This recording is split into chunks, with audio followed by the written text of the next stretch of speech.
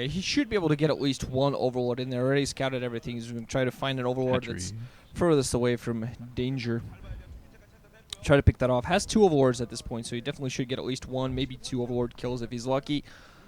And he's already, EffOrt doing a great job of just putting on that additional bit of pressure. This is going to force Cal to be the defensive player, and you don't want to leave the Zerg to like run around the map, do as he pleases. It's just not what you want to do. We're going to see what EffOrt tries to go for something funky like a crazy tech switch. Looks like he's going for mutas. Yeah, going for a tech switch, going for mass mutas out there. And this generally often catches a lot of Protoss players off guard. Also, a lot of production hatcheries coming down there for EffOrt.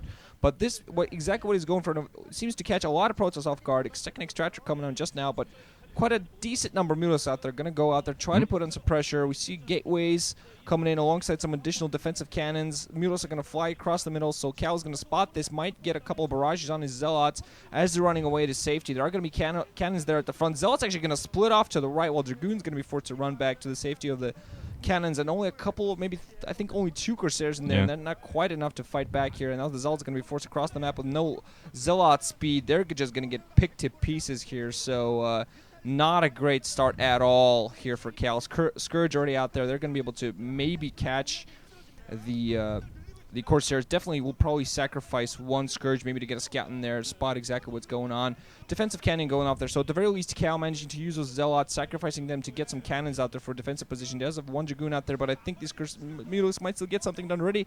Probes being picked off the line. Some Corsairs coming out. They're quite a bit behind, so quite a few probes managed to get picked off, even though the cannon comes in.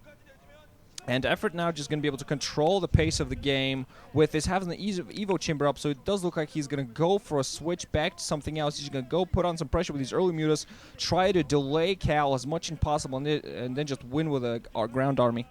Okay, let's see if he can utilize these Scourge. Still backing off with the Scourge, though. He brought plenty of Scourge in to take out those Corsairs, but you're right, he's trying to take advantage of this game. He's trying to take control of the game, and I think he's doing that very well. He knows that Cal is so good at these type of pushes. Cal coming in before a lot of Hydras are done, but let's see if EffOrt can block.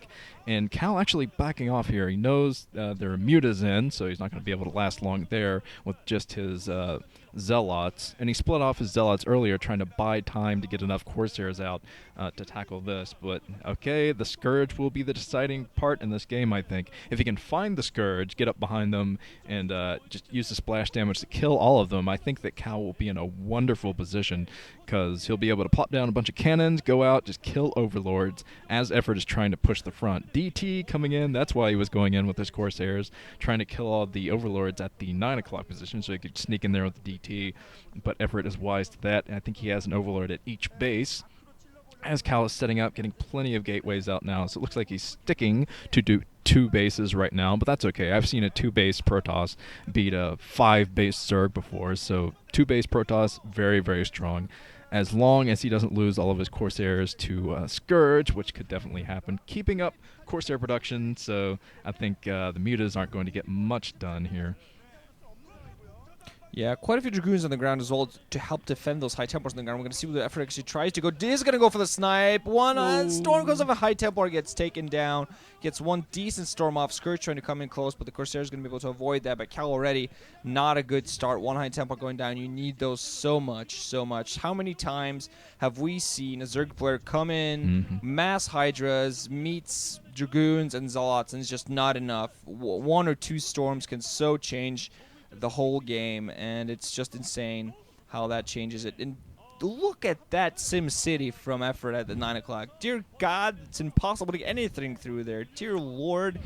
I could make a extremely sexual analogy there, but I'm not going to. Yeah, thank you.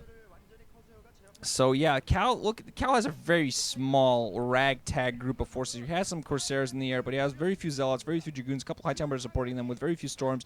Has a 1 DT running across the ground, which now going to get spotted, might get picked off by those Hydras. But I still think that EffOrt's going to be in superior position. It's going to be really a positioning issue for Cal. Is he going to have enough Storms? Is he going to be able to get those Storms off and not lose all of his Corsairs? There he goes. Half his Corsair fleet get ripped to pieces. Oh, God.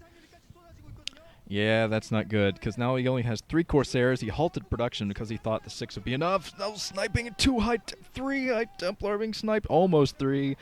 Oh man, Cal is in such a bad position, forced to waste storms on those mutas. I'm not sure if any High Templar survived that. If no High Templar survived that assault with the mutas, this is just going to be a slaughter because EffOrt has grouped up so many Hydras. He's working on his upgrades. He already has +1 spine for those Hydras. He's pushing right now with his Hydras, and Cal is moving out because he knows that this is the army is probably on the way. He wants to go out and kind of buy some time for his High Templar to get out there into the field.